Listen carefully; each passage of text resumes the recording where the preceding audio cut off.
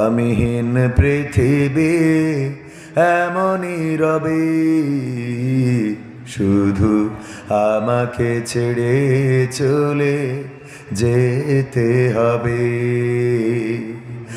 আমিহীন পৃথিবী এমনই রবে, শুধু আমাকে ছেড়ে চলে যেতে হবে।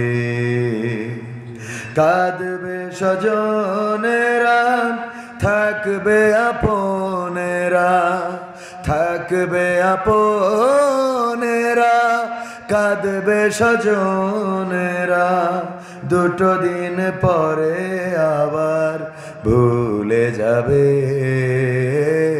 ভুলে যাবে। আমিহীন পৃথিবী এমনই রবে, শুধু আমাকে ছেড়ে চলে যেতে হবে। কতজন এলো গেল, কেউ থাকে না, কে কবে যাই চলে খোঁজ রাখে না। কতজন এলো গেল, কেউ থাকে না, কে কবে যাই চলে খোঁজ রাখে না। তাই আর ভাবি না আগের মতন, তাই আর ভাবি না আগের মতন। কে কে বলেছে কবে, কে কি বলেছে কবে।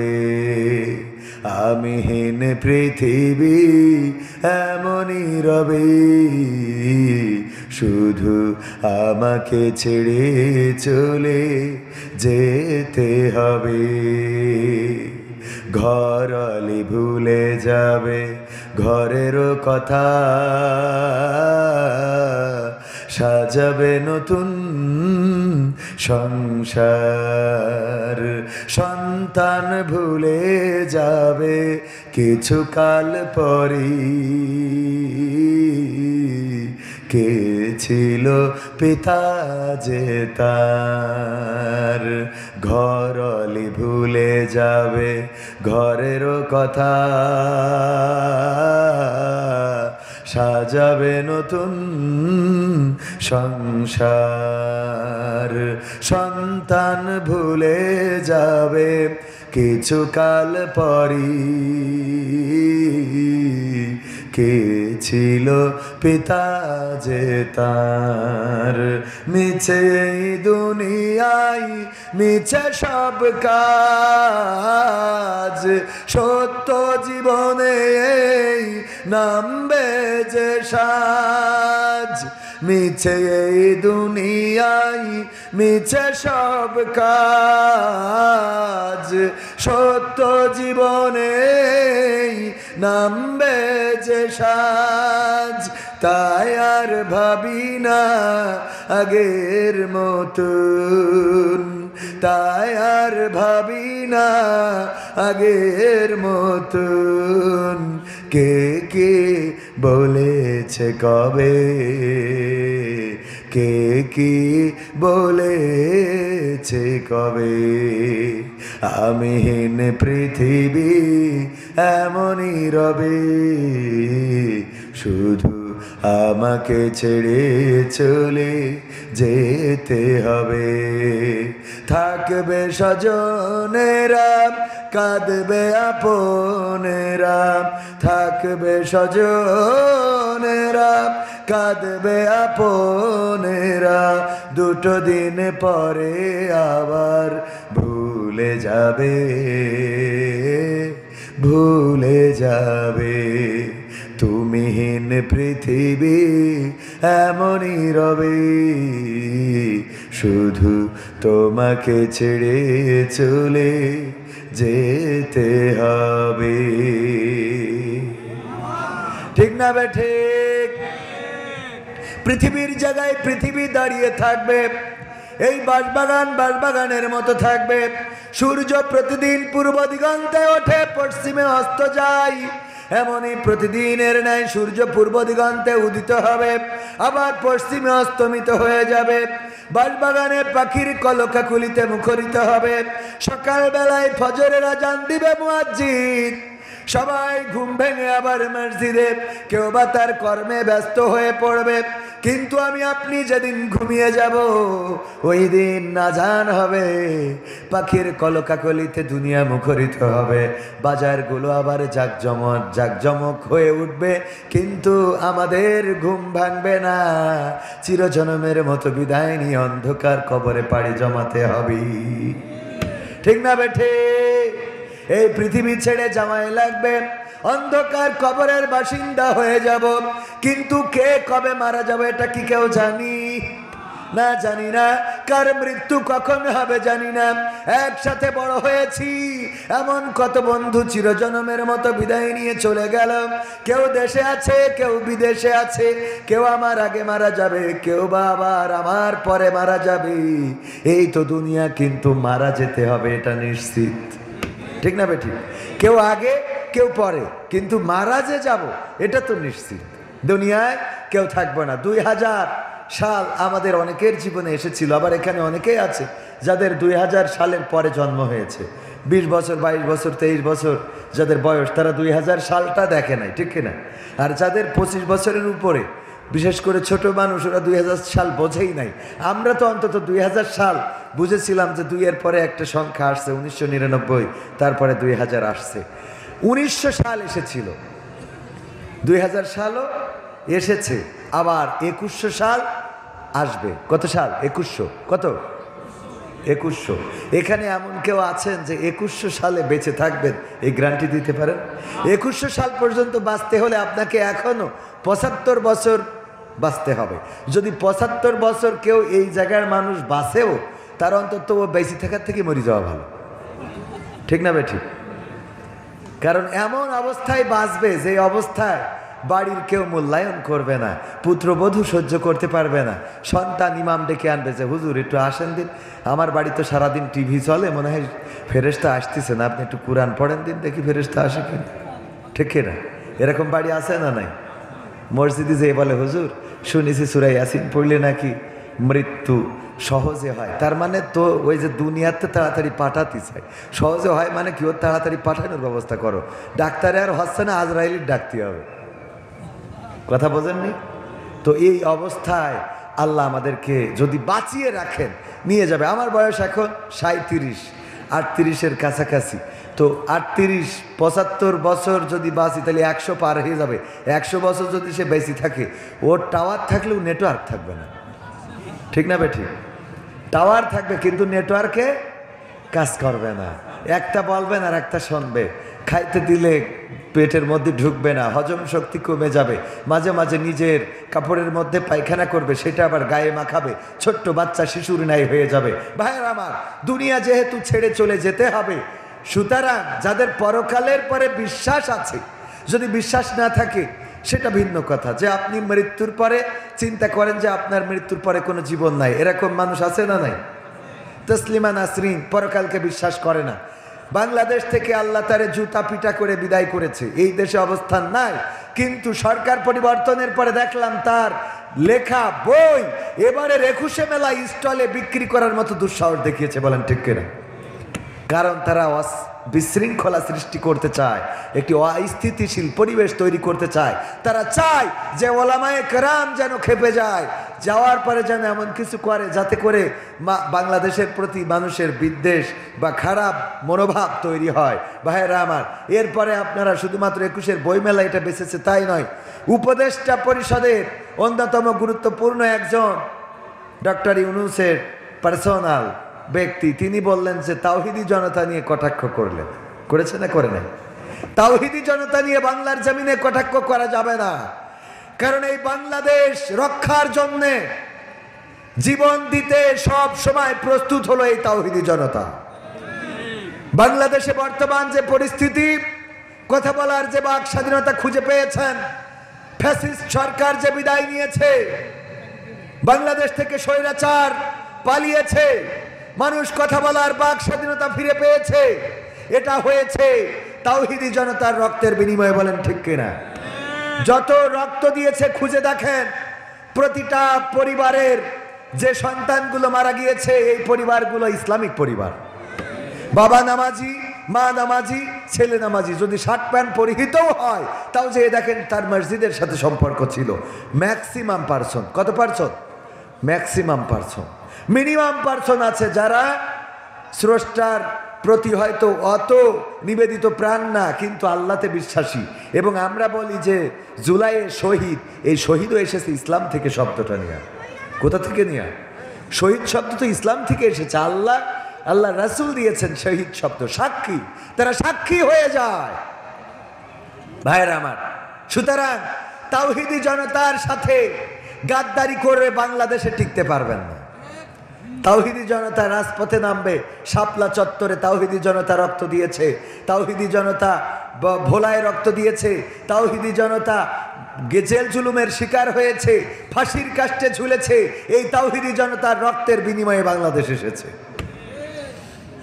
কোরআনের পাখি আল্লামা দেলোয়ার হোসাইন সাইদি 13টা বছর কারাগারে থেকেছেন। তারা তারপরেও নিশ্চিত হতে পারে নাই, বের করে নিয়ে হাসপাতালে চিকিৎসার নামে ইনজেকশন পুশ করে শহীদ করেছেন। ঠিক না বেঠে? ফাঁসির কাস্টে ঝুলালো কাদেরকে? যারা এই দেশে শান্তি শৃঙ্খলা চেয়েছে, কোরআনের বিধান কায়েম করতে চেয়েছে। ব্রিটিশরা 190 বছর, অনেকেই বলে থাকে 200 বছর এই দেশ স্বাধীন শাসন করেছে, শান্তি আসে নাই। তারপরে আবার দেশ ভাগ হয়ে গেল। মুসলমান এবং হিন্দু দুই গোত্রের মোটামুটি একটা পার্থক্য করে ভাগ হলো হিন্দুস্তান আর পাকিস্তান। 24 বছর শাসন করেছে, শান্তি দিতে পারে নাই। তারপরে আবার স্বাধীনতা অর্জন করলাম আমরা। আজকে 53 বছর পার হয়ে গেল। ওই জায়গায় 200, ওই জায়গায় তারপরে 24, তারপরে 53। এই দেশে কি শান্তি কেউ দিতে পেরেছে? ইতিপূর্বে ইংরেজরা দিতে পারে নাই, পাকিস্তানিরা দিতে পারে নাই। পাকিস্তান পরবর্তী যারা বলেছিল এই দেশে শোষণ মুক্ত, জুলুম মুক্ত, ধর্ষণ মুক্ত, খুন মুক্ত, গুম মুক্ত, অন্যায় মুক্ত, পাপাচার মুক্ত, কদাচার মুক্ত, একটি দুর্নীতি মুক্ত বাংলাদেশ, সোনার বাংলাদেশ গড়ে দেব। সোনার বাংলাদেশ গড়ে দিতে পারে? কেউ বলেছে সোনার বাংলা গড়ব, কেউ বলেছে সবুজ বাংলা গড়ব, কেউ বলেছে নতুন বাংলা গড়ব, কেউ বলেছে ডিজিটাল বাংলা গড়ব। আর আমার কাদের কাকা বলল স্মার্ট বাংলাদেশ। ঠিক না বেঠে? আর স্মার্ট বলতে যে স্টেজ ভেঙে পড়ে গেল। ঠিক বললাম না বে? ঠিক বললাম? তাইলে সোনার বাংলা, সবুজ বাংলা, রঙিন Bangla, green Bangla, digital Bangla, smart Bangla সব আমরা দেখেছি। কোন বাংলায় শান্তি দিতে পারে নাই। এখন আমরা একটি বাংলা দেখতে চাই, আর সেই বাংলার নাম হবে ইসলামিক বাংলাদেশ দেখতে চাই। ইসলামিক বাংলাদেশ একবার আমরা দেখতে চাই যে ইসলাম কায়েম হওয়ার পরে প্রকৃত অর্থে স্বাধীনতা আসে কি আসে না। কারণ আমরা তো অনেক কিছু, আমাদের অনেক ঘোলা পানি খাওয়াইলেন। আমাদের ইংরেজরা তখন শাসন করেছে, ওই শাসন সম্বন্ধে আমি খুব ভালো জানার কথা না, ইতিহাস সাক্ষী। পাকিস্তানিরা শাসন করেছে, সেই শাসনটা আমরা মানতে পারি নাই বলেই 71-এ আমরা বিপ্লব ঘটালাম, স্বাধীনতা যুদ্ধ করলাম। তারপরে আবার আমরা সরকার নিয়ে আসলাম, বঙ্গবন্ধু, জিয়াউর, এরশাদ, খালেদা জিয়া, শেখ হাসিনা, আবার খালেদা জিয়া, আবার শেখ হাসিনা। আমরা স্মার্ট বাংলাদেশ, ডিজিটাল, সবুজ, গ্রিন বাংলা, নতুন কত কি দেখলাম। সব দেখা শেষ। এইবার দেখতে চাই ইসলামের বাংলাদেশ। আপনারা কি দেখতে চান? ইসলামের বাংলাদেশ আসুক, এটা কি চান? কারা কারা চান? দুটো হাত দেখতে চায়। লিল্লাহে তাকবীর, লিল্লাহি তাকবীর। আল কোরআনের আলো, আল হাদিসের আলো, লিল্লাহি তাকবীর। এখন তো আবার আলোচনা করতে গেলে সমস্যা। যদি বলি ইসলামের বাংলাদেশ দেখতে চান কারা, কোরআনের বাংলাদেশ দেখতে চান কারা, হাত তোলে। পাশে থাকা বিএনপির নেতা কয় জামাতের তো ভোট করে গেলেন, তা আমাদের কথা কিনা বলবে? আগে ছিল এক জ্বালা, এখন হয়েছে আর এক জ্বালা। হাত তুললেই মনে করে দাড়িপাল্লার ভোট করে গেল। কথা কয় না? কয় হুজুর মাহফিলে তো আমরা টাকা একেবারে কম দিইনি। আপনি তো ঠিকই ইসলামের পক্ষে তুলে দিয়ে গেলেন, কোরআনের পক্ষে বলে দিয়ে গেলেন। তার মানে এদেরকে প্রকৃত অর্থে ওই দাড়িপাল্লা, হাত পাখা, এই মানে ইসলাম তো এদের সাথে, ঠিক না? এই অ্যাঙ্গেলে লাগাই রেখে গেলেন, আমাদের ধানের শেষ কি অপকার করিস আপনার। আমি বলি আপনারা এই বুঝ মাথায় নিয়েন না। আমরা জামাতের লোক নই, চরমনার লোক নই, তাবলিগের লোক নই, আমরা প্রকৃত অর্থে ইসলামের লোক। কিসের লোক? যদি এই বাংলাদেশে আওয়ামী লীগ এই দেশে ইসলাম কায়েম করতে চায়, শেখ হাসিনা যদি বলে কোরআন দিয়ে দেশ চলবে, তাইলে শর্ট করে ঢুকা লাগবে না, আমরা সম্মানের সাথে ঢুকাবো। কথা কয় না? এই দেশে যদি বেগম জিয়া বা বিএনপি যদি মনে করে যে কোরআন দিয়ে দেশ চালাবে, তাইলে বিএনপি করতে আমাদের কোনো আপত্তি। কিন্তু জামাতে ইসলাম যদি বলে এই দেশে আমরা ক্ষমতায় যাওয়ার পরে স্মার্ট বাংলাদেশ গড়ব, ডিজিটাল বাংলাদেশ গড়ব, কোরআনিক বাংলাদেশ গড়ব না, এই জামাত ইসলাম আমরা করব না। আমার কথা বুঝেছেন কিনা? আবার যদি কোনোভাবে ক্ষমতায় যায়ও, যাওয়ার পরে যদি জামাতে ইসলাম, হেফাজতে ইসলাম, চরমনা ইসলাম, যারা ইসলামের নাম দিয়ে রাজনীতি করে, তারা যদি এই দেশে ইসলাম কায়েম না করে, তাদের বিরুদ্ধে রাজপথে দাঁড়ানোর জন্য আমরা সদা সর্বদা প্রস্তুত আছি। বলেন ঠিক কিনা? কারণ ইসলামের কথা বলে ইসলামের পক্ষে যদি কাজ না করে, তাকে আমরা মানতে রাজি। কথা আমার মেসেজটা বুঝেছেন কিনা? আমরা আসলে কোনো দলের কথা বলতে আসি না, না জামাতের, না হেফাজতের, না চরমনায়ের, না বিএনপির, না আওয়ামী লীগের। আমরা কথা বলতে চাই যেটা মানুষের জন্য কল্যাণ। আল্লাহ মানুষের কল্যাণের জন্যই কথা বলতে বলেছেন। আল্লাহ বলেছেন, কুনতুম খায়রা উম্মাতিন উখরিজাত লিন-নাস তা'মুরুনা বিল মা'রুফ ওয়া তানহাউনা আনিল মুনকার। আল্লাহ বলেছেন সর্বোত্তম উম্মাত হিসাবে তোমাদেরকে সর্বশ্রেষ্ঠ উম্মাত করে পাঠাই দিলাম এই জন্যে যে তোমরা সৎ কাজের আদেশ করবে মানুষদেরকে, এবং অসৎ কাজে কি করবে? বাধা প্রদান করবে, মানুষের কল্যাণে কাজ করবে। তো মানুষের কল্যাণ যেটাই হবে, একজন যদি আগুনে হাত দেয়, হাত পুড়ে যাবে, ঠিক না ঠিক? তো তাকে কি আমরা আগুনে হাত দিতে দেব? চোখের সামনে পারবো এটা? অনেক মানুষ দেখবেন যে এমনও আছে ইতিহাস, যে বাংলাদেশে কোনো একজনকে বাঁচাতে যেয়ে তার জীবনটাই দিয়ে দিয়েছে, আছে না? কোনো একজনকে ট্রেনের নিচেই পড়ছিল, ট্রাকের নিচেই পড়ে যাচ্ছিল, এমন সময় যে তাকে উদ্ধার করতে যেয়ে নিজের জীবনটাই চলে গেছে। এরকম ঘটেছে না? অনেক ঘটনা পেপার পত্রিকা যারা নিয়মিত পড়েন তারা দেখবেন। তার মানে মানুষের কল্যাণে মানুষ জীবন দিতেও কার্পণ্য বোধ করবে না। আর এই জীবন যারা দেয় মানুষের কল্যাণের জন্যে, তারাই শহীদ হয়, তারাই সাক্ষী হয়, তারা বিনা হিসাবে জান্নাতের বাসিন্দা হয়ে যায়। বলেন সুবহানাল্লাহ।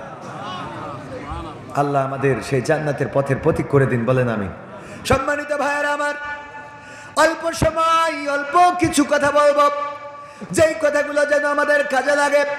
এখানে আসার পরে আমার ভাইয়েরা কিছু কথা বললেন। কোরআনের এই মাহফিল বাস্তবায়নের জন্য যুব সমাজ প্রতিটা বছর এই আয়োজন করে। এটা ৬ষ্ঠ বার্ষিকী। কততম?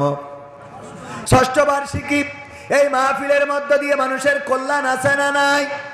মানুষের কল্যাণ আছে, আবার অকল্যাণও আছে। গত ২ দিন আগে টাঙ্গাইলের গোপালপুর ডুবাইলে মাহফিল ছিল। আমি ওই মাহফিলের ২ দিনের পরিচালনায় ছিলাম। আদ্দিন ফাউন্ডেশন এবং সেই জায়গার এক মাদ্রাসার উদ্যোগে আয়োজিত মাহফিল। প্রথম দিন ছিলেন আল্লামা মামুনুল হক সাহেব, দ্বিতীয় দিন ছিলেন রফিকুল ইসলাম মাদানী, বদলুর রশিদ আঙ্কেল সহ অন্যান্য ওলামায়ে কেরাম। দ্বিতীয় দিনের মাহফিলে আলোচনা চলছে, ওয়াজ চলছে। এর মধ্যে আমার শ্রদ্ধাভাজন শিক্ষক স্যার ডাক্তার শেখ মহিউদ্দিন, নাম শুনেছেন আপনারা, আদ্দিনের চেয়ারম্যান, আকিজের বড় ছেলে, আকিজের বড় পুত্র, তিনি যখন বক্তা নিয়ে স্টেজে আসছেন, আসার পথে ওনার পকেট থেকে দামি ফোনটা চোরে নিয়ে গেছে। এদিকে ওয়াজ হয় আর ওই দিকে চোরেরাও চুরি করে। বলেন সুবহানাল্লাহ। ও নাউজুবিল্লাহ হবে, চুরি করা তো সুবহানাল্লাহ পড়া ঠিক না।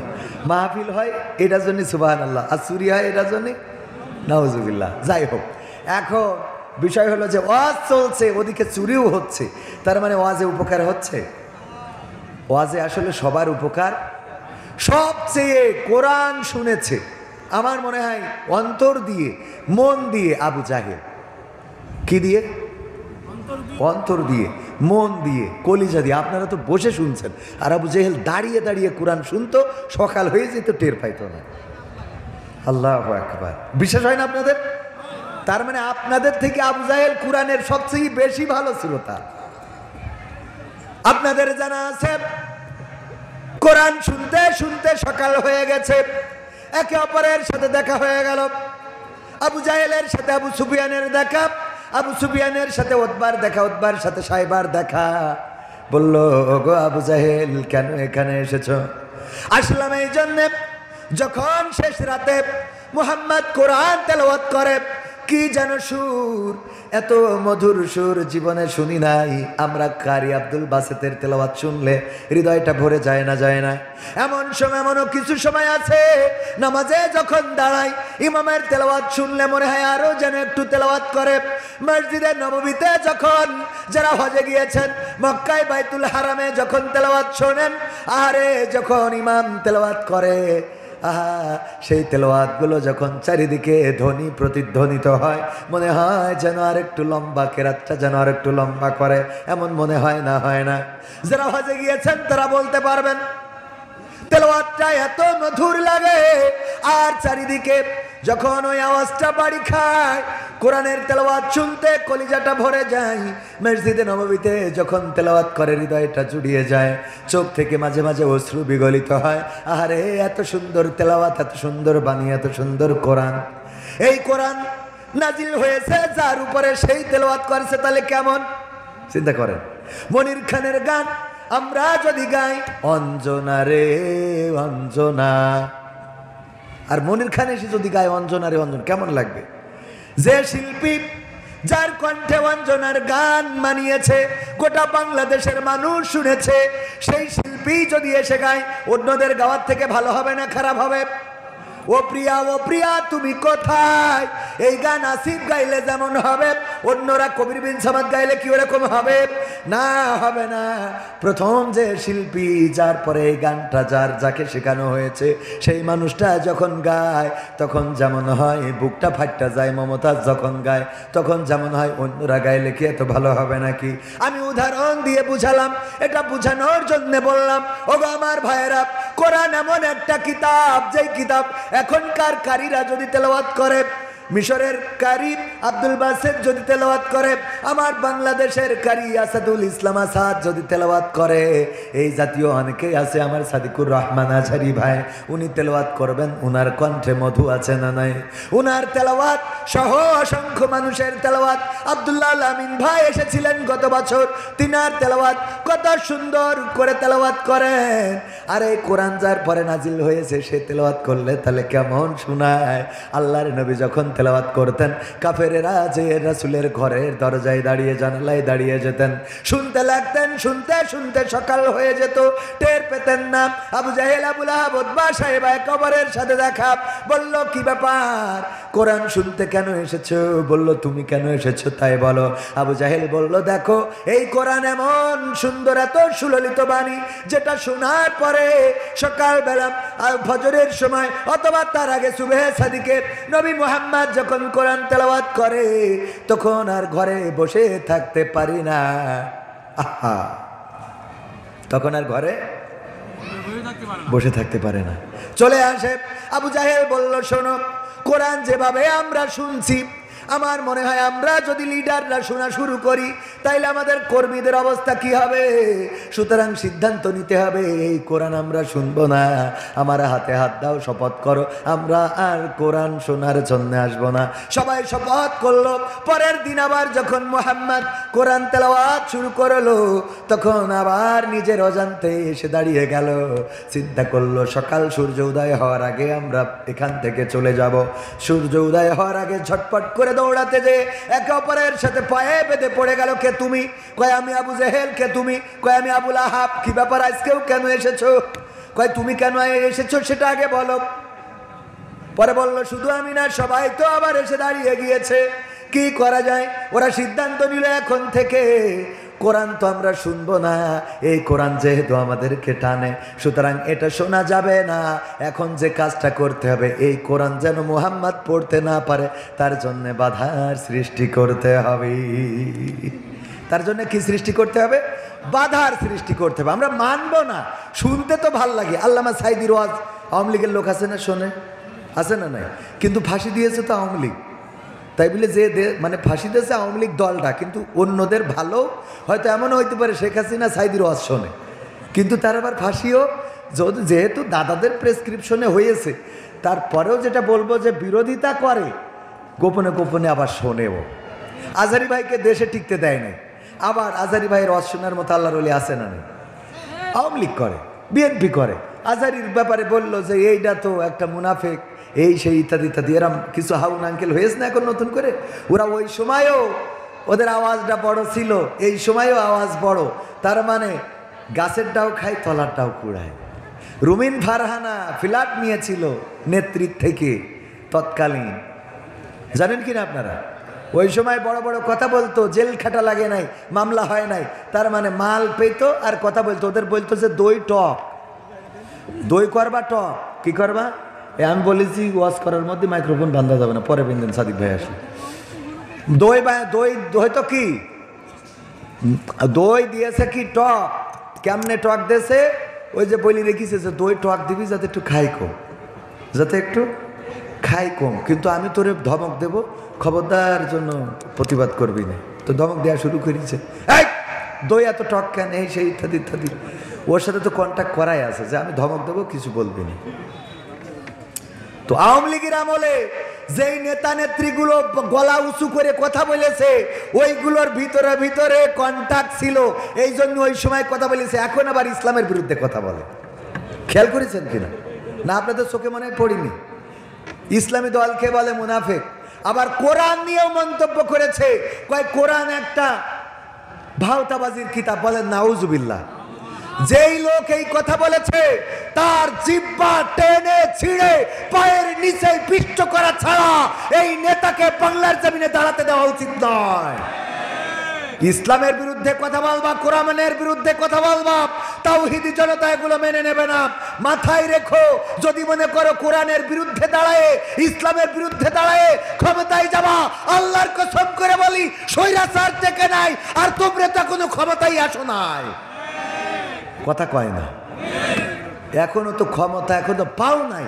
তাই বলো কোরআন একটা ভাওতাবাজির কিতাব, তওবা করবা, তা না হলে বাংলাদেশের মানুষ কিন্তু তোমারে আস্ত রাখবে না। আইন হাতে তুলে নেওয়া যাবে না, কিন্তু দেয়ালে যখন পিঠ থেকে যাবে তখন আইন হাতে তুলে নিতে কুণ্ঠাবোধ এই জাতি করবে না। আপনারা দেখেছেন একটা দম্পতিকে রাস্তার পরে বড় দাও দিয়ে কুপানো শুরু করেছে, দেখেছেন না? স্ত্রী সামনে ঢাল হয়ে স্বামীকে রক্ষার চেষ্টা করেছেন, দেখেছেন কিনা? যারা অনলাইন দেখেন তাদের চোখে পড়তে পারে। এই দুইজনকে পুলিশ এসে ধরে নাই, বিজিবি সেনাবাহিনী এসে ধরে নাই, কারণ ওই মুহূর্তে ওখানে আইনের লোক থাকার কথাও নয়। তো ওই সময় কি করতে হবে? প্রশাসনের জন্য ওয়েট করতে হবে। বাকারি নিয়ে পিটাইয়ে দুইজনরে ধরিয়ে তারপরে পুলিশ দিতেছে যে তোরা ধরতে পারিস না, এটা ধরে দিলাম। তার মানে অন্যায় যদি করে চোখের সামনে পিটাইয়ে যেন মরি না যায়, খাবি খাবে, মানে অবস্থা রাখবেন যে খাবি খাবে কিন্তু মরবে না। পিটাইয়েতে আইনের হাতে দিতে হবে। ইসলামের বিরুদ্ধে যে দাঁড়াবে তার বিরুদ্ধে আমাদের সংগ্রাম চলবে। তোমরা যদি মনে করো যে আমাদের মারবা, ধরবা, কাটবা, আমরা 16 বছর পার করে আসিছি, সামনে আরো পার করতে পারবো। আমরা ফাঁসির কাষ্ঠের রশিকে আমাদের জুতার ফিতা মনে করি। আমরা মৃত্যুকে বরণ করি কারণ জানি যে শাহাদাতের ওপারেই জান্নাত, ঠিক না বেঠিক? ওগো আমার ভাইরা, এই জন্য ইসলামের বিরুদ্ধে যারা কথা বলবে, কোরআনের বিরুদ্ধে যারা কথা বলবে, তাদের সাথে আমাদের কোনো আপোষ হবে না। আজকের এই মাহফিল নিয়ে যুব সমাজ দুঃখ করে বলল, ভাই আমরা যুব সমাজে এই মাহফিল করি মসজিদুল বুখারী ধর্মটিয়া পশ্চিম পাড়া যুব সমাজের উদ্যোগে এই মাহফিলটা 6টা বছর ধরে আয়োজন করছি। এই বছর আমাদের বাধা দেওয়া হয়েছে, অথচ ইতিপূর্বে 5 বার হয়েছে আওয়ামী লীগের আমলে, ঠিক না বেঠিক? বাধা যারা দিয়েছে তারা আওয়ামী লীগের নন, তারা হয়তো বিএনপিরও নন, তারা কিছু এই অ্যাঙ্গেলেরই লোক। আমি তাদেরকে বলতে চাই, আমি বলেছি এর প্রেসক্রিপশন হলো 2.5 হাত 3 হাত বাকারি দিয়ে পিটাইয়ে তারপরে আমার সাথে যোগাযোগ করবেন, ঠিক না বেঠিক? কয় আপনি একটু বুঝাবেন যাতে হেদায়েত হয়। আবু জাহেলের হেদায়েত, ওয়ালাইকুম আসসালাম, ভালো আছে? আবু জাহেলের ওর বুঝাই হেদায়েত করা সম্ভব? যে কোরআন জানতো, বুঝতো, কোরআন শোনার জন্য যে দাঁড়াইতো, আবার কোরআনের বিরোধিতা করতো, কথা কয় না। এদের কি ওয়াজ করি ভালো বানানো যাবে?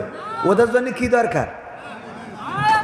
বাকারি লাগবে। কোরআনের মাহফিলে বাধা দেওয়ার চেষ্টা করবে, পিটায়ে হাসপাতালে পাঠাবেন, মরি যেন না যায়। কারণ এখন এই ছাড়া কোনো রাস্তা নেই, এখন আর কোনো পিছনের দিকে তাকানো হবে না। আমরা বুঝতে পারছি প্রশাসনে ওই তাদের লোকই বলছে যে 90% লোক রয়েছে বিশেষ দলের লোক। শুনেছেন না আপনারা? বিশেষ দলের লোক। এই জন্যই এইগুলো নিয়ে তাদের যদি বলেন যে আমাদের এখানে বাধা দিচ্ছে, ওরা কথা বলবে না, কারণ ওরা চায় যে এরকম কিছু হোক। ওরা যেন বলতে পারে আগে তো হয়তো, এখন হচ্ছে না। কথা কয় না, কথা কি বুঝেছেন? আইন হাতে তুলে নেবেন, তবে সেটা যেন চূড়ান্ত পর্যায়ে না যায়। নেবেন তখন যখন দেয়ালে পিঠ থেকে যাবে। 999-এ কল করেছেন, আসছে না। কোরআনের মাহফিলে বাধা দিলে যেই বাধা দেবে সে যেই হোক, জামাত ইসলামের লোক হলেও পিঠাই সোজা করবে। মনে থাকবে? কোরআনের মাহফিল এতদিন আইন দিয়ে 144 ধারা করেছে, আর এখন আমরা নেত্রীর পাঠাই দিয়েছি ওই পাশে। এখন তোরা ঝামেলা করিস, তোকে পিটানো ছাড়া রাস্তা আছে? কথা কয় না। আমার কথা কি খারাপ লাগছে আপনাদের? এই ছাড়া আর কোনো রাস্তা আছে? কোরআনের সাথে যারা করবে দ্বন্দ্ব, তাদের সাথে কবু হবে না আপোষ। কোরআনের সাথে যারা করবে দ্বন্দ্ব, তাদের সাথে কবু হবে না আপোষ। জেল জুলুম হলেও হবে, জেল জুলুম হলেও হবে, বিবেকের কাছে তবু রব নির্দোষ। আমার রবের কাছে রব নির্দোষ, মহান প্রভুর কাছে রব নির্দোষ।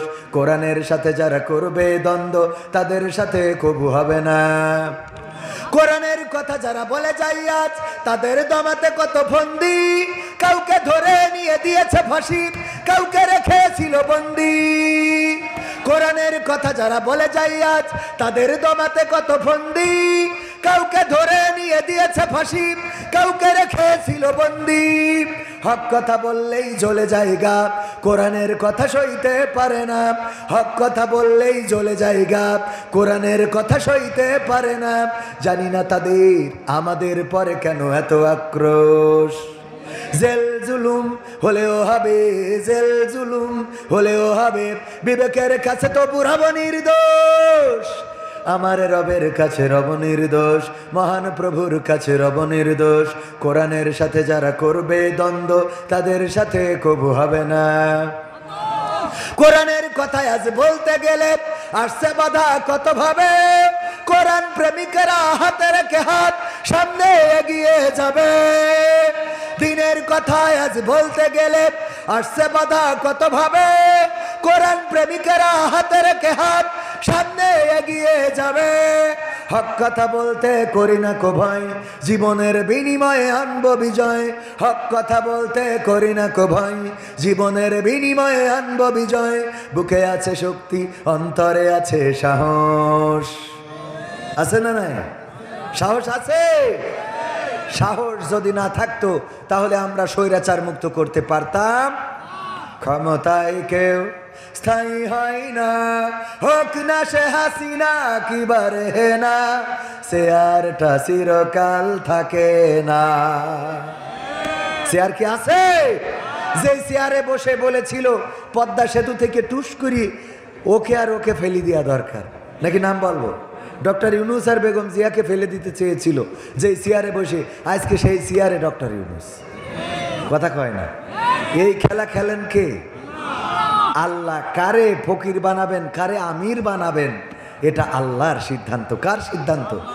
আল্লাহ রাব্বুল আলামিন যাকে চান তাকে ইজ্জত দান করেন, যাকে চান তাকে বেইজ্জতি করেন। সূরা আল ইমরান আল্লাহ বলেছেন, আমি যাকে চাই তাকে সাম্রাজ্যের ক্ষমতা দান করি, আর যাকে চাই তাকে সাম্রাজ্যের ক্ষমতা কেড়ে নিয়ে লাঞ্ছিত করি। দাদার দেশে যেয়ে যখন বক্তৃতা দেয় তখন ঘর বাড়িও ভেঙে চুরমার করে দেয়। ঠিক না বেঠিক? শেষ আশ্রয়স্থলটাও নিঃশেষ হয়ে যায়। এই সিদ্ধান্ত নেয়ার মালিক কে?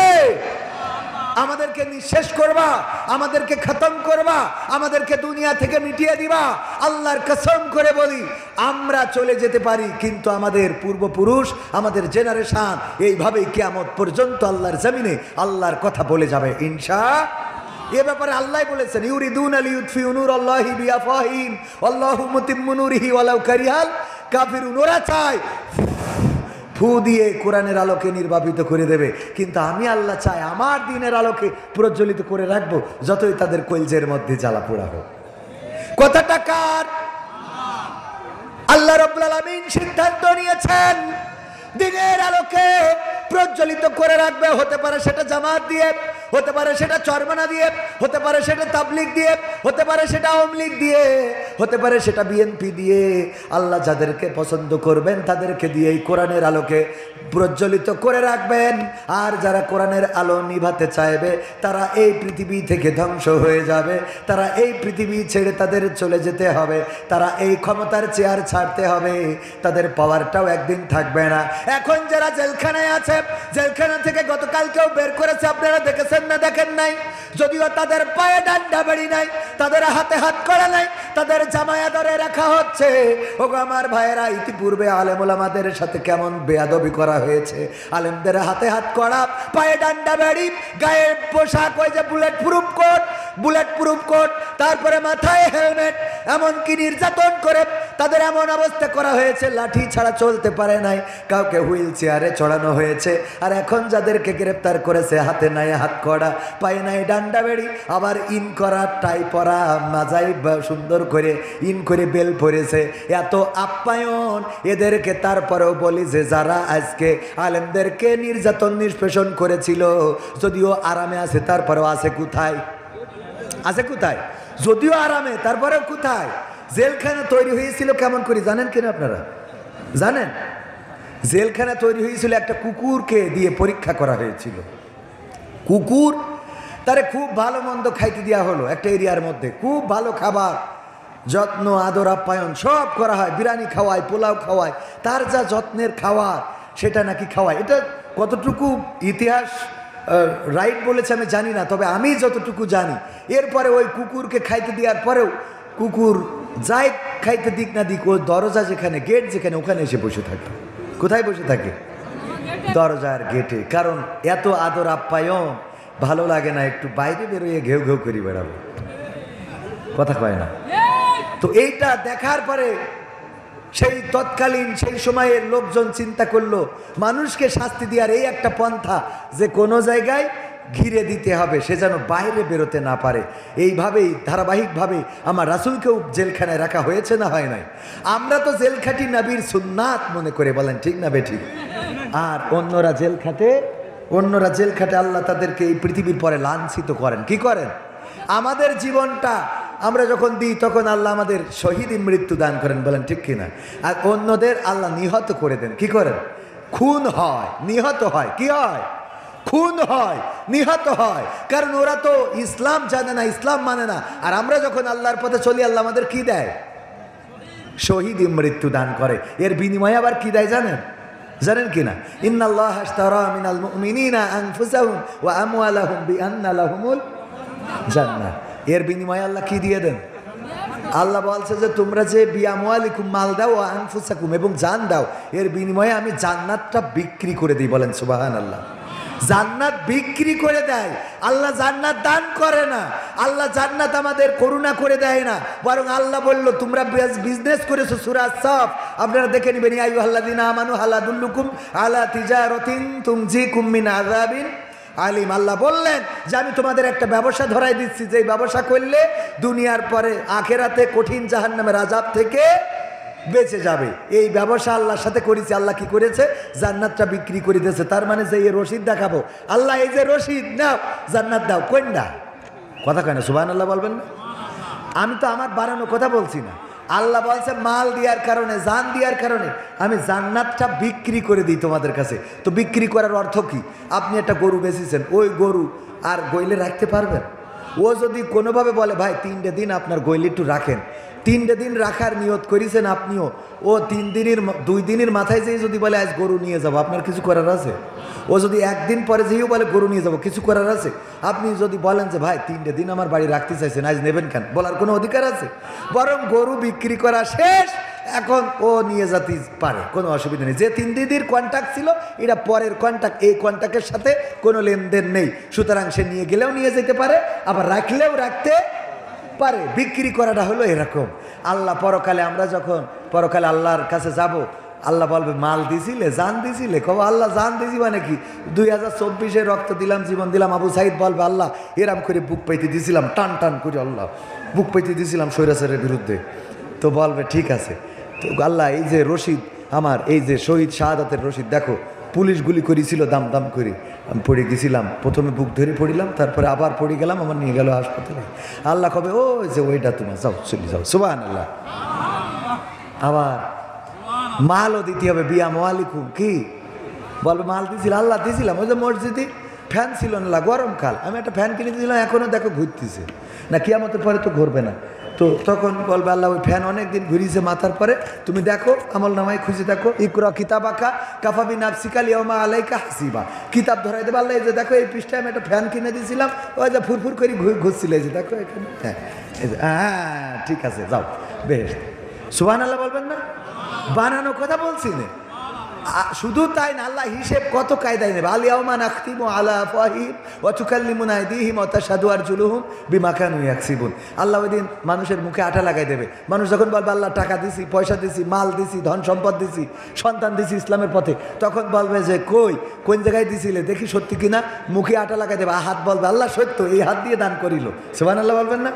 আমার কথা না, সূরা ইয়াসিন, আল ইয়াউমা নাখতিমু আলা আফওয়াহিহিম ওয়া তুকাল্লিমুনা আইদিহিম ওয়া তাশহাদু আরজুলুহুম বিমা কানু ইয়াকসিবুন। আল্লাহ বলছেন যে হাতের জবান খুলে দেবে, পা সাক্ষ্য দেবে। সুবহানাল্লাহ বলেন। সুতরাং এই হাত সাক্ষী হোক, এটা কি আমরা চাই?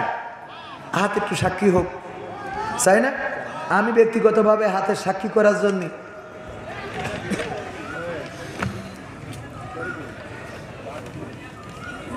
আমি হাতটার, হ্যাঁ এই যে টাকা নিয়ে চলে আসে, আমার হিসেব ঠিক আছে, কোনো টেনশন করা লাগবে না। আর একটা গান শোনাবো, সেটা লাস্টে শোনাই চলে যাবো। এমপিরা সব কোথায় গেল শোনাবো। আজকে তো আমি আসিছি খালি লোক জড়ো করার জন্য, বোঝেননি, ওয়াজ করার জন্য। আবার আরেকদিন আসবো। পাগল এই হ্যালো কোয়া বাদ দিয়েছি, ও এখন আর হুজুর সে পাগল নেই, এখন কুরআন হাদিস থেকে বয়ান করবে, তাতে শুনলে শোনেন, না শুনলে বাড়ি চলে যান, ঠিক আছে না? এই হলো হবে মিডিয়ায়। কোথায় উখানকার কাজ ওখানে, এখানকার কাজ এখানে। মসজিদে নামাজ পড়তে যাই, ওখানে নাচানাচি করলে তো হবে না। হ্যাঁ, এই জায়গায় ওয়াজ করতে এসেছি, ওয়াজ আর আমার কালেকশন, দুইটা কাজ। যে হুজুর একটা গান গাবেন, ওবায়দুল কাদের কাকা, আর একটু ওই যে যারা মাহফিল বাঁধাতেছে ওদের ব্যাপারে বলবেন, ওদের ব্যাপারে তো প্রেসক্রিপশন দিলাম, লাঠি নিয়ে তো কোপান চড়বেন, এটা যেন মাথায় থাকে, আর কোনো কথা হবে না। মারবেন মরবেন, কথাটা কার? আপনারা মরলে জান্নাতি। সুবহানাল্লাহ। হ্যাঁ, তো এইটাই আল্লাহর কথা। এখন থেকে মারবেন আর মরবেন। আগে মারতি বলিস, আগে মরতি বলিনি, আগে বাটাম, তারপরে পরের কথা। আচ্ছা, তারপরে কি কাজ? ওবায়দুল কাদেরের গানটা বাকি, টাকা তোলার কথা বলিছে। আমি মোটামুটি আপনাদের দলিল দিয়ে দিলাম যে হাত যদি সাক্ষী হয় যে টাকা দিয়েছিল, আল্লাহ বলিছে যে ইন্নাল্লাহ আশতারা মিনাল মুমিনিনা আনফুসাহুম ওয়া আমওয়ালাহুম বিআন্না লাহুমুল জান্নাহ। হাত সাক্ষ্য দেবে, আল্লাহ কবির বিন সামাদ দরমুটিয়া মাহফিলে যে 500 টাকা দিয়েছিল, আল্লাহ ক্ষমা করে দাও, আল্লাহ ক্ষমা করে দেবেন, বলেন সুবহানাল্লাহ। তা আমি তো ওয়াজ করিম ভালোই টাকা নিয়ে, আবার 500 টাকা দিয়েছি, নিয়ারটাও বলবে, দিয়ারটাও বলবে। নিয়ার জন্য আল্লাহ যদি কুপান দেয় তা তো কিছু করার নেই, কিন্তু দিয়ার জন্য তো আল্লাহ মাফ করে দিতে পারে। আল্লাহ গফুর গফফার, ঠিক না বেঠিক? তো সুতরাং আপনাদের কিন্তু নেওয়ার কোনো অপশন নেই, খালি দেওয়ার অপশন। তো আপনাদের বাটাম খাওয়ারও কোনো লাইন নেই, খালি শুধু দেন। এবার আমি 500 টাকা দিলাম এই মাহফিলকে কেন্দ্র করে, যুব সমাজের উদ্যোগে আয়োজিত এই মাহফিলে আপনাদের কাছে একটু হাত বাড়াচ্ছি। 500, 1000, 2000, 3000, 5000। সোহরাব হোসেন মন্টু, বিএনপির ওয়ার্ড সভাপতি, আল্লাহ পদ পদবি বাড়াই দাও। কিন্তু ওই যে কুয়েটে যে ঝামেলা হয়েছে, এগুলো খেয়াল রাখতে হবে, এরকম ঝামেলা যেন না হয়। আল্লাহ কবুল করুন, বলেন আমিন। এই ইদানিং দেখা যাচ্ছে জামাত বিএনপির মধ্যে এই ভাওয়ান ঢুকোচ্ছে, কিন্তু ওই হাউন আঙ্কেলরা যারা আওয়ামী লীগ থেকে মাল খেয়েছে, এখন এসে জামাতের বিরুদ্ধে লিখ ছাড়তেছে, এটা খেয়াল রাখবেন, বুঝলেন? ওরা কিন্তু ওদের লোক, ওরা ওদের লোক, ওখান থেকে আগে খেয়েছে। এখন ওরাই আবার জামাতের, আগে ওরা বলতো আওয়ামী লীগের বিরুদ্ধে, এখন জামাতের বিরুদ্ধে, মানে মাল পাচ্ছে জামাতের বিরুদ্ধে। অথচ জামাত বিএনপি ভাই ভাই, আমাদের কোনো চিন্তা নাই, এরম না স্লোগান ছিল। এই ভাই ভাইয়ের মধ্যে দ্বন্দ্ব বাধায়, ফাটাফাটি, মারামারি, কাটাকাটি, কুয়েটে রক্ত ঝরালো, আমার ছাত্র জনতার রক্তে রঞ্জিত হলো কুয়েট। আমরা এটা অন্তত এই বাংলাদেশ প্রত্যাশা করি নাই যে আমার ছাত্রদের রক্তে রঞ্জিত হবে, বিএনপির প্রতি মানুষের খারাপ মনোভাব উৎপন্ন হবে, এটা আমরা মানতে রাজি না। সংবাদে আমরা দেখেছি যে যখন কিছু হয়েছে তখন আমরা ছাত্রদল আর ছাত্রলীগ মিলে এক হয়েছি, তার মানে এই মারামারির মধ্যে ওইটা ঢুকেতে কুপান জুড়িয়েছে। এটা খেয়াল রাখতে হবে। যদি আপনি ফাঁদ না বোঝেন তাইলে বাংলাদেশে রাজনীতি করতে পারবেন না, কথা কয় না? ফাঁদ বোঝার দরকার আছে না নাই? ফাঁদে ফেলে দেখা যাবে এমন কিছু করা হয়েছে ছাত্রলীগ নিষিদ্ধ। মাথায় রাখবেন, এখনো বিএনপি ক্ষমতায় যায় নাই। যদি ছাত্রদল নিষিদ্ধ করে কিছু করতে পারবেন? কথা কয় না।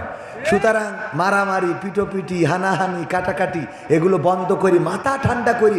16 বছর নির্যাতন সহ্য করলেন, জেল খাটলেন, জুলুমে পড়লেন, অসুবিধা হয় না। এখন 16 মাসও মাথা ঠান্ডা হচ্ছে না, এত সেক্স কোয়ান্তে ওঠে। কথা কয় না। 16টা বছর ধরে তো ধরেছেন, আর 16 মাস মাথা খারাপ হয়ে যাচ্ছে। আবার আমার আওয়ামী লীগের ভাইয়েরা গতকাল হরতাল ডাকিল, যদিও কেউ আসেনি রাস্তাঘাটে। তো আমি কই 16টা বছর চেয়ারে ছিলে, 16টা মাস একটু চুপচাপ থাকা যাচ্ছে না? কথা কয় না। এত লাফালাফি কিসি?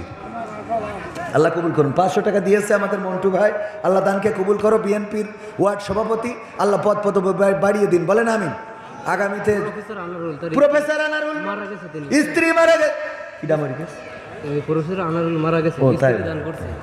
প্রফেসর আনারুল সাহেব তিনি মারা গিয়েছেন, স্ত্রী দান করেছে। আল্লাহ দানকে কবুল করে নাও, স্বামীর কবরটা জান্নাতের বাগান বানাও। ভাইয়েরা আমার, আর কে দেবেন 500, 1000 টাকা, 1000 টাকার নোট। মাস্টার ওয়াজেদ আলী সভাপতি 500 টাকা দিলেন, আর ওনার স্ত্রী 500 টাকা। ওনার স্ত্রী, ও দুইজন মিলে আগে দিয়েছে, তাহলে তো আর অসুবিধা নেই। 1000 টাকা। আল্লাহ দানকে কবুল করে নাও, নেখায়াত দাও, মনের স্বপ্ন পুরা করে দাও, আপনজনদের কবুল করে নাও। আমার ভাইজানের সাথে আমার একটু পিতামাতা মারা গেছে, তার জন্য গোলাম, পিতা নাই মাতা নাই, আমার গোলাম ভাই পিতামাতাকে হারিয়েছেন, চিরজনমের মতো 500 টাকা দিলেন। আল্লাহ দানকে কবুল করে নিয়ে পিতামাতার কবর জান্নাতের বাগান বানিয়ে দাও। আমার ভাইজান মেম্বার কামালউদ্দিন সাহেব, এখন তো মেম্বারদের খাওয়ার কোনো লাইন নেই, জন্য 1000 টাকা পেয়েছে। কারণ এখন ঠিক মতো সব তদারকি করার ছেলে ভাই নেই, ঠিক খুলিয়ে দেবে। খাওয়া মেম্বার, হ্যাঁ, এইটা হলো আপনার জীবনে পাওয়া, এইটা হলো প্রাপ্তি। কি জনগণ বলছে আমাদের মেম্বার, খাওয়া মেম্বার না, এইটাই হলো প্রাপ্তি। ঠিক না বে ঠিক? আল্লাহ কবুল করুন আমাদের মেম্বার সাহেব। 1000 টাকা করলেন দান, আল্লাহ বাড়িয়ে দাও সম্মান, জনগণের চাহিদা পূরণে যেন সারাটা জীবন ভূমিকা রাখতে পারে সেই তৌফিক দান করে দাও। আল্লাহ রিক্তা নামের একজন বোন, বাবা মারা গেছে, আবার স্বামীও মারা গেছে। 1000 টাকা দিল, আল্লাহ দানকে কবুল করে নিয়ে কবরগুলো জান্নাতের বাগান বানাও। আবু বকর সিদ্দিক মা বাবার জন্য দোয়া চেয়ে 500 টাকা দিল, আল্লাহ দানকে কবুল করে নাও। আসাদুজ্জামান মধু মা বাবার জন্য দোয়া চেয়েছে, সন্তান মারা গেছে। আল্লাহ, পিতার কাঁধে সন্তানের লাশের থেকে বড় কষ্টের আর কি হতে পারে? 500 টাকা দিল, দানকে কবুল করে নাও, নেখায়াত দিয়ে দাও, মনের স্বপ্ন পুরা করে দাও। জাহিদুল ভাই মার জন্য দোয়া চেয়ে 500 টাকা দিল, আল্লাহ দানকে কবুল করে, মনের নেক মাকসাদ। এই 1000 টাকার নোট এলাকায় নেই, 1000 টাকার নোট একটা দেন অন্তত। এলাকায় নাকি ও শেখ হাসিনার সাথে দাদা দেশে চলি গে। বাবারে, আমি তো প্রতি জায়গায় আজকে 2টো মাহফিল, 2 জায়গায় দিলে 1000 হয়ে যাবে। আমি যদি প্রতিদিন দিই তা আমার বাড়ি বউ থাকবে, কারণ এমনি রাতি বাড়ি থাকতে পারি না, আরো কিছু টাকা পয়সা নিয়ে যে ওর হাতে না দিলে থাকে। আপনারা বলেন, টাকা নিয়ে যাই বলে তো বউটা ঠিকই আছে, তা নাহলে রাত্রি বাড়ি থাকি নে, আবার টাকাও দেবো না। আবার যদি দান করি আপনাকে এখানে থুয়ে চলে যায়, তার বাড়ি তো ঘরেও ঢুকতে দেবে না। এটা তো আপনাদের বুঝতে হবে। শুনুন, আল্লাহ কবুল করুন। একজন 100 টাকা দিয়েছে, 1000 টাকার নোট একজন একটা দেন, দিন দেখি কোন আওয়ামী লীগের লোক আমি দোয়া করে দেবো, নাম ধরি যেন আপনারা আবার শর্ট করে ঢুকে পড়তে পারেন। বিএনপি তো দিল, পাওয়া যাবে না? আরে যাবে, মাহতাব ভাইয়ের মা বাবা মারা গেছে, আল্লাহ 140 টাকা দিল, দানকে কবুল করে নাও, নেখায়াত দাও। আল্লাহ পিতার কবর জান্নাতের বাগান বানাও। আলামিন মারা গেছে বন্ধু, আরে বন্ধু চলে গেছে, বন্ধু ভুলে যেও না কখনো। হ্যাঁ, দেন ওই অনেকেই উঠে আসতে চাচ্ছে না। আব্দুল কাদের জিলানী, আব্দুল কাদের ভাই পিতামাতার জন্য দোয়া চেয়ে 500 টাকা দিয়েছে। মা বোনদের মধ্যেও যান। আর আমাদের ভাইয়েরা অনেকেই বসেছে, শিকড় গেড়ে আর উঠতে চাই না, পকেটে হাত লাগান, পকেটে যা আছে বিড়ি সিগারেট আমরা বিক্রি করে নেবো, একেবারে দিয়ে দেন। আল্লাহ কবুল করুন, বলেন আমি। যা আছে পকেটে দিয়ে দেন, প্যাকেটে। আব্বার জন্য দোয়া, সেই নাম কি? আসাদুজ্জামান ভাই 400 টাকা করলো দান, আল্লাহ বাড়িয়ে দাও সম্মান।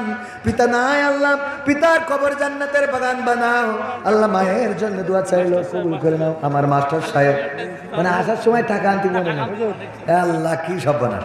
অসুবিধা নেই, 200 টাকা তাতে এই টাকাটা দামি হয়েছে, বঙ্গবন্ধু জন্মবার্ষিকী বানাইলো। আল্লাহ কবুল করো 200 টাকা। লিয়াকত ছেলে এবং মেয়ে দুইজনই মারা গেছে। আল্লাহ তুমি দয়া করে সন্তানের কবর জান্নাতের বাগান বানাও। মা বাবার জন্য দোয়া আছে, একজন 100 টাকা আল্লাহ কবুল করো। রানা বিদেশ থাকে 5000 টাকা নারায় থাকবে। রানা বিদেশে থাকে, ইতিপূর্বেও দিয়েছে, আবার 5000 টাকা দিল। আল্লাহ প্রবাসে তার নিরাপদে রাখো, আয় রুজিতে বরকত দান করে দাও আল্লাহ। মনের অনেক স্বপ্নগুলো পুরা করে দাও আল্লাহ। পিতামাতার কোলে তুমি ভালোভাবে পৌঁছে দিও। আমার ভাই জানেরা, এক রাজা একবার বলছে, আমার রাজ্যে কারা বউয়ের কথা শোনো তারা এক পাশে যাও, আর বউয়ের কথা মতো যারা চলো না তারা এক পাশে যাও। সবাই চিন্তা করলো, আমি তো আমার বউয়ের কথা মতো চলি, আমি আমার বউয়ের কথা মতো চলি, আমি আমার বউয়ের কথা মতো চলি। সব এক পাশে গেছে, অনলি একজন এক পাশে। রাজা বলছে, তাও ভালো যে আমার রাজ্যে একজন অন্তত আছে যে বউয়ের কথা মতো চলে না। বলছে, না রাজা আপনি ভুল বুঝিছেন। কেন? বলছে, আমার